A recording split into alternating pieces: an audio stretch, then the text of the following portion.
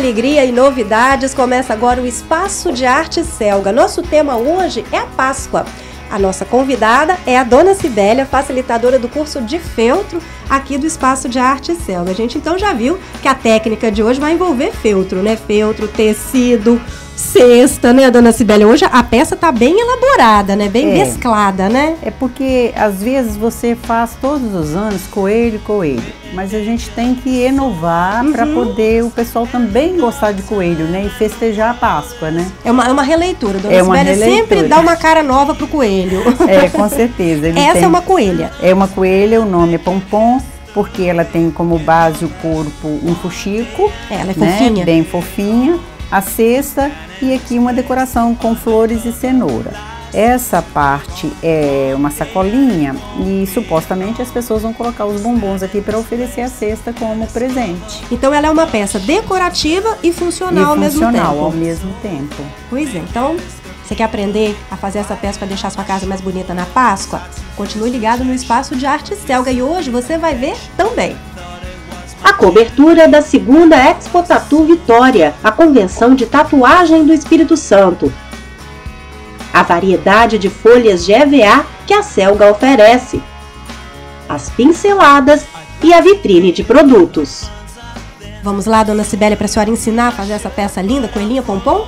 Isso. Gente, é muito fofa essa coelhinha pompom, né? É uma cestinha, tudo que a Dona Cibélia faz, nunca é uma coisa só. Ela vai ensinar a coelhinha, que é toda em tecido e tem o feltro. Aliás, é feltro e tecido, né, Dona Cibélia? Feltro e tecido. Aí tem marabu. E a cestinha, ela também já decorou todinha, com fita, com um buquê de cenoura, né? Que é coelho, então tem um buquezinho de cenoura aqui. E tem os saquinhos para depois você, né? Aqui você vai colocar o que você quiser de guloseima. O objetivo dessa peça é isso mesmo, né? É essa mesma, para quando a pessoa vai oferecer o presente, já oferece uma peça, né, artesanal, decorativa.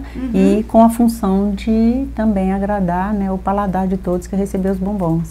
E se quiser tirar a coelhinha? Essa aqui a senhora prendeu, né? Isso, é só aquecer a pistola de cola quente sem cola. E aqui embaixo, esquentar a cola, ela solta. Aí derrete a cola e você consegue soltar. Isso. O bom de deixar a coelhinha presa é para criança. Isso. Né? Pra criança porque não geralmente estragar. A primeira coisa que a pessoa faz é pegar aqui para tirar. Pra olhar. Quer levantar. Então ela fica coladinha, mas se a pessoa quiser usar a cestinha depois, é só quer isso. colocar, de repente, a coelhinha no outro lugar para enfeitar a casa e quer usar a cestinha na mesa colocando alguma comida, algum doce, assim. Então, é uma peça que dá para você usar como decoração, uma peça puramente decorativa ou totalmente funcional também, né? Totalmente funcional. Ou com as duas funções. Aqui tem a parte da decoração e a parte da função da peça. Dona Cibélia, por onde que a gente começa? A senhora vai ensinar a fazer a coelhinha, né? Isso. E vai ensinar a decorar a cestinha também, né? Também. Dona Cibélia, antes da senhora começar a fazer, o pessoal de casa precisa conferir a lista de materiais, né? Preste atenção. Os materiais que você vai precisar para fazer a coelhinha pompom são 40 centímetros de tecido de algodão estampado, 20 centímetros de feltro lilás claro, 20 centímetros de feltro branco, 20 centímetros de feltro laranja, uma tira de 50 centímetros de tecido ou fita para o laço da cabeça, retalhos xadrez ou bolinha, 4 metros de fita de cetim na cor do tecido escolhido, retalhos coloridos para fazer as flores, retalhos de feltro verde para sépalas, uma cesta de tamanho médio, enchimento acrílico e marabu. Agora sim pode começar. Aí nós já comentamos a respeito do material, então nós vamos transferir o molde para os tecidos e vamos cortar. A senhora já trouxe esse aqui cortado para a pessoa. Eu usei aqui o tecido barrado porque ela já vem assim numa cor padrão. Lilás, uma mistura, várias tonalidades, assim, vários padrão de estamparia, né? Então a peça fica mais interessante. Aí nós transferimos o molde para o tecido. O molde que a senhora já vai disponibilizar no site da Selga, né? Ele é para fazer toda a peça. Toda a peça. Essa parte aqui também ou aqui é a medida? Não, essa parte também. O molde já foi transferido para aqui, para o tecido. Então, essa parte aqui é a parte do corpo. É um fuxico grande, cheio, que a gente vai transformar no corpinho dela. Tem o quê? Uns 40 de diâmetro, né? O tecido é 40 centímetros, né? Aqui dá uma fase de 35, mais ou menos, né? Que a gente sempre deixa um pedaço. E a senhora juntou 2. É porque não, o tecido, ele é barrado, a gente chama de barrado. Na mesma cor vem várias estampas. É uma composição de patchwork. Isso. Então ela vem várias estampas na mesma tonalidade. Eu gosto de trabalhar esse tipo de tecido porque ele facilita o aluno que tenha dificuldade em coordenar cores, em combinar cores. Ele já levando esse tecido, ele já trabalha a peça toda no mesmo tecido, no mesmo método de tecido que ele comprou. Aí a composição já orienta, isso, né, nas outras cores que ele vai ter que usar. Também isso. Muito legal, gente. Ó, lembrando que o material todo você encontra aqui na Selga, hein? Então, essa parte aqui, ó, é o feltro, né? Que já transferimos, é a gola, que é essa gola que vai estar aqui, que tá pespontada, e eu vou mostrar como vai fazer a gola. Aqui são as orelhas. Ó, a orelha, parte branca, né? A parte lilás, que tem ali, e a parte do tecido, que é a superposição. Né? Então, aqui já estão as orelhas. Aqui é o rosto dela, né? Que é o molde já cortadinho. E aqui o focinho. Todas as partes da peça já estão aí, da coelha, todas estão aí. Aqui são as cenourinhas. Aí já é da decoração da cesta. O molde dela é assim, ó, né? A peça já cortada, o tamanho grande e o tamanho pequeno. São 2 tamanhos, né? Aqui nós já temos as sépalas também cortadas, que são essa parte verde aqui, no tamanho grande e pequeno. E aqui o molde das 5 pétalas que nós vamos precisar para fazer as flores. Fuxiquinhos, né? Fuxiquinho pequeno. E aqui são os botões coloridos que a gente vai usar como miolinho. Para decorar. Para decorar. E também a fita, que já está aqui toda franzida, que é essa parte que nós vamos usar para decorar a cesta, né? Essa parte aqui é o marabô. Esse aqui é o lilás muito clarinho que eu usei, porque aqui a peça é bem mais clara, tá vendo? É quase um branco. Isso, ele é quase um branco, então eu usei essa peça bem mais clarinha para, né, fazer uma diferença aí. E aqui tá a cesta, que é essa daqui, essa aqui é um pouquinho maior, mas a cesta, tá vendo? Ela é uma cesta comum, bem trabalhada, encontra no mercado com facilidade. Às vezes a gente até tem em casa. Às vezes tem. E se puder até reaproveitar, né? Dar uma roupagem nova, vai ficar ótimo. Então agora eu vou mostrar como vai ser o procedimento da montagem das peças. Porque essa primeira parte é só transferir o molde e cortar pro tecido, pro feltro e pro tecido e cortar em volta. Não tem mistério, né? Não tem. Às vezes a maior dificuldade que as pessoas têm é na montagem, assim, tipo focinho, superposição de orelhas, né? Que levam 3, às vezes a pessoa não sabe por onde começar. Sim. Então nós vamos começar a montagem, a mostrar a montagem da orelha. Aqui, ó, como nós temos 2 tecidos, nós temos tecido, feltro e feltro depois. Nós vamos pontilhar a parte do tecido na orelha lilás. Então, primeiro começa costurando, prendendo o tecido. O tecido estampado no fio. A senhora está usando linha de meada? Não, a linha de novelo, bordar, com duas pernas, que a gente fala, né? Quando a linha é dobrada. Para ficar mais grossinha, para né? o ponto também aparecer. Porque se você ela é uma linha fina, e se você colocar aqui, ela não aparece. Então, com 2 pernas, ela vai aparecer.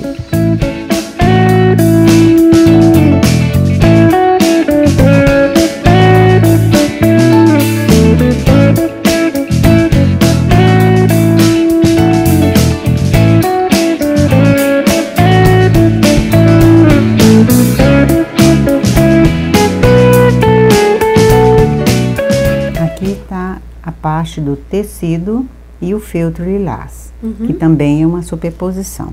A mesma coisa, como a orelha tem duas partes brancas, você vai casear, você vai pontilhar também aqui, ó. Ah, então não é colado? Não, ela é pontilhada também. Então, vai pontilhar. A mesma forma. A mesma linha que a senhora usou para prender o tecido no feltro, continua para prender o feltro no feltro.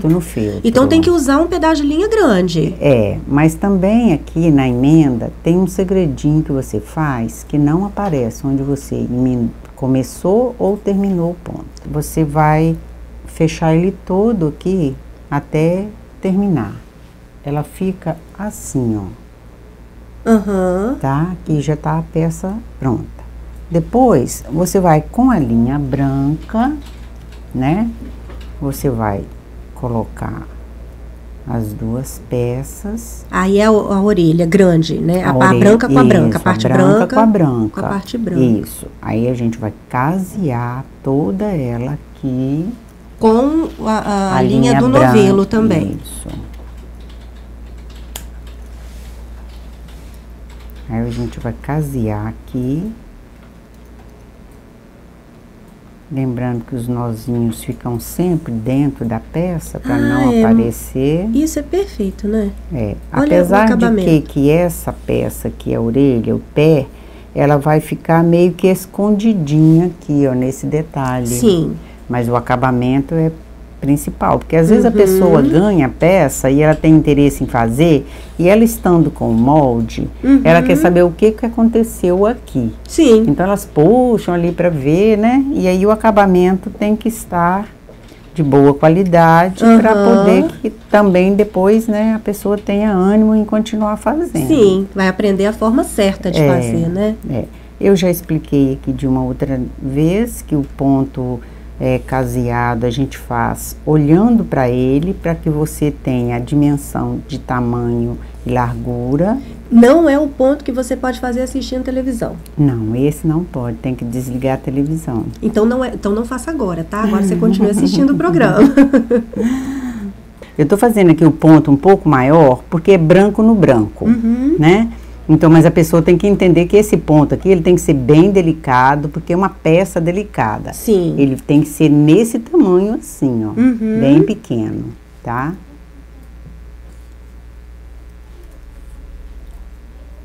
Se a pessoa tiver dificuldade de manter as peças unidas, ela pode alfinetar, né, para ela não ter perda de tempo e às vezes até perda do material. Para ficar mais fácil na hora de fazer trabalhar. o ponto, né? É, a gente assim já tem mais hábito de fazer as peças, então a gente já consegue trabalhar sem muito alfinete, mas às vezes também tem que colocar por uma questão de segurança também. Aqui, ó, às vezes as pessoas têm dificuldade justamente em fazer curva e bico no caseado. Então, ele acontece assim, ó, quando chega a uma certa distância de um ponto, que aqui, ó, a distância desse ponto para esse aqui é a distância só de um ponto. Ela vai enfiar a agulha aqui, ó, no mesmo local, isso, e vai lá na ponta, ó. No meio das duas partes. Aí ela fecha o ponto, ó. Então, agora nós temos que continuar o ponto nessa área aqui. Então, nós vamos enfiar a linha, a agulha no mesmo buraco. E vamos com o ponto para lá. Ó, ele fez toda a volta e não deu problema e o ponto ficou armado. Aí, ó, tá vendo aqui, ó? Mesma coisa aqui. A mesma coisa aqui, ó. Então fica um tracinho no meio fica um traço. Da orelha. Isso. Na ponta da orelha. Então aqui você pode dar continuidade ao ponto para você fechar a orelha. Aí vai embora até o final. Até o final. Chegando no final é que você vai encher essa parte com enchimento acrílico para ela ficar assim, porque ela também não pode ficar muito cheia, porque senão o peso depois não vai deixar a orelhinha ficar na posição correta, né? Então aqui já está a orelha. Como nós estamos trabalhando as orelhas, vamos para o rosto. No rosto, o processo é a mesma coisa. Nozinho escondido entre as duas partes. Isso. Aí você vai casear a peça toda. Porque aqui, depois dela caseada toda, nós vamos encher. Ela vai ficar assim. E ela tem que ficar com um enchimento não muito cheio, mas também não pode ficar muito sem enchimento. Ela tem que ficar numa posição que você aperta assim, você sinta que lá dentro tem o enchimento. Tem uma firmeza aqui. Isso, porque senão ela não vai suportar o peso da orelha. Sim. Tá? Então, depois que você encheu, né, nós vamos trabalhar o olho.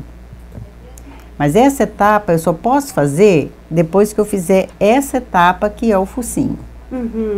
Essa etapa aqui do focinho eu vou casear do mesmo processo, só que eu vou fazer esse tipo de focinho, eu tenho que detalhar isso aqui. Então eu vou mostrar aqui na peça para elas entenderem o que foi feito ali. É um bordado, né?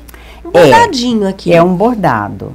Depois de caseado, então cheio, aí nós vamos fazer essa parte que é o focinho, né? A parte vermelha nós vamos trabalhar agora.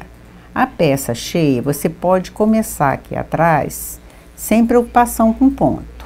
Em uma parte só? Em uma parte só, porque ela tá cheia de acrílico, então lá na parte de trás. Você vem com o ponto saindo entre o caseado.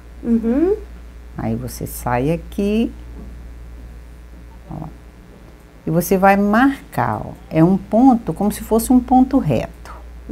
Aí você segurou,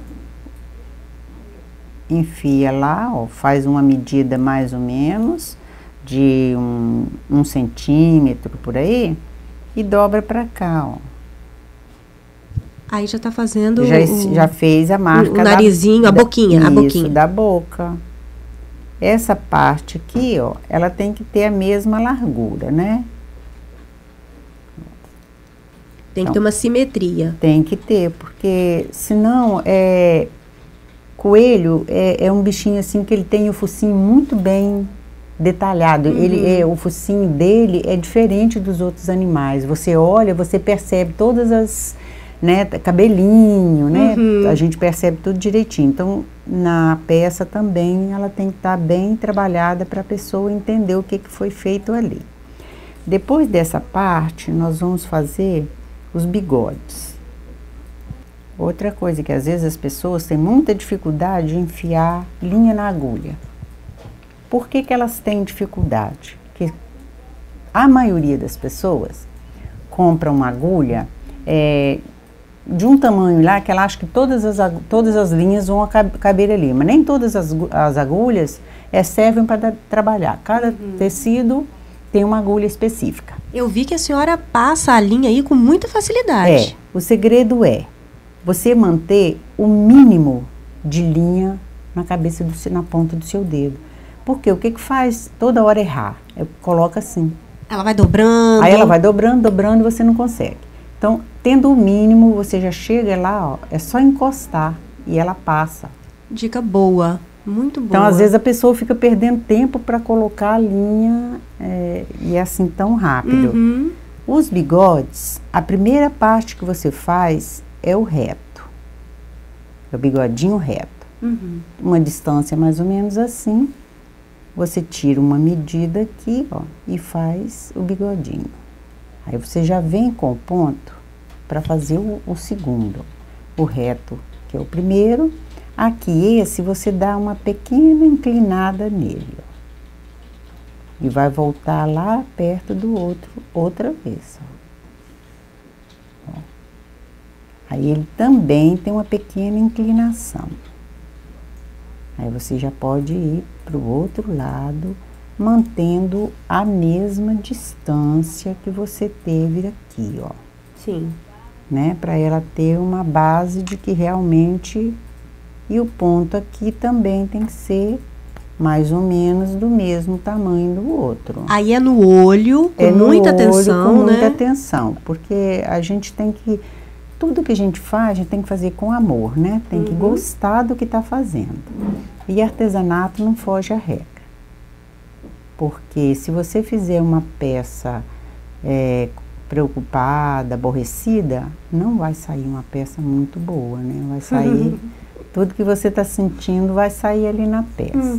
Então, esse é o processo de fazer o focinho, né? Então, eu acho que não ficou assim nenhuma dúvida, né, para elas aprenderem a fazer o focinho. Muito bem explicado. Né? Então, o focinho estando pronto, nós vamos colocar aqui, ó, no rostinho e marcar com esse botãozinho aqui, ó, que é um narizinho dela. Ele também é encontrado aqui na selga, né, esse nariz. Aí você vai tirar a base da altura do olho, porque bicho tem olho e nariz muito próximo um do outro. Aí você colocou, teve a base aqui, aí você vai marcar onde vai colocar os olhos. Ah, então o olhinho é depois do nariz. Depois do nariz. Aí você já colocou, né, já tem a base, já marcou aqui com o lápis, aí você coloca a bolinha.